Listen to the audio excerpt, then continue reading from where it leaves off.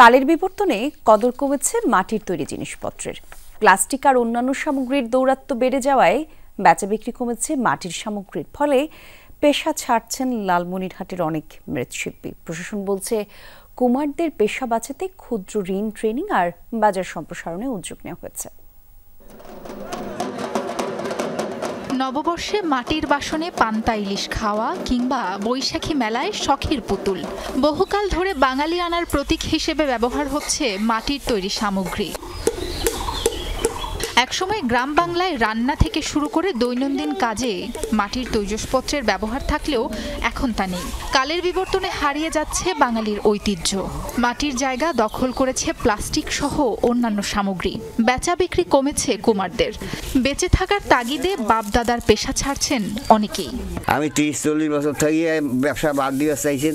এখন বুড়িয়া মানুষ কি করি, কর্ম নাই, কোনো নাই, বসি টাকটুক করি। বগুড়ে থাকি মাটি আনি, মাটির দাম খুব দাম, মাটির আনতেই পারি নে, টাকা বেগড়ে কোনো আবেদনও পাই নে, কোনো পাই নে, কি দিয়ে আমরা চলি। বাবার 14 পুরুষ জাতি ব্যবসা এলে তো বানাছিল, এলে দেখছি। আর এখন তো আমার বিয়ে হয়েছে, স্বামীর বাড়িতে তো এই ব্যবসা, মাটির ব্যবসা। লালমনিরহাটে গুটি কয়েক পরিবার বংশানুক্রমে পেশাটি আঁকড়ে আছেন।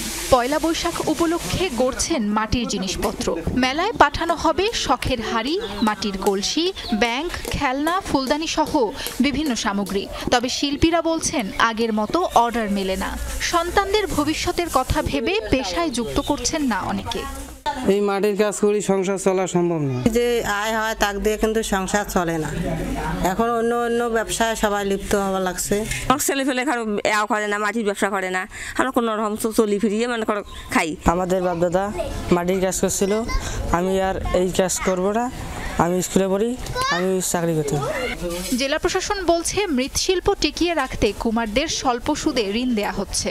তাদের ট্রেনিং এর ব্যবস্থা করার জন্য আমরা অলরেডি বলে দিয়েছি এবং ট্রেনিং এর পরে যুব উন্নয়ন থেকে 50,000 থেকে আমরা 5 লক্ষ টাকা পর্যন্ত ঋণ দেওয়ার বিষয় আছে। আমরা এগুলো এখন দেখব। উন্নয়ন সমন্বয় মিটিং এও মানুষকে বলছি এবং এটা যাতে ভবিষ্যতে এই শিল্পটা আমরা আরো উত্তরোত্তর বৃদ্ধি করতে পারি সে বিষয়ে আমরা সর্বদাই তৎপর। ঐতিহ্যবাহী এ পেশা বাঁচাতে মাটির সামগ্রীর মান উন্নয়ন ও বাজার সম্প্রসারণে জোর দেওয়া প্রয়োজন বলে মনে করেন সংশ্লিষ্টরা। সাবরিনা লিজা, যমুনা নিউজ।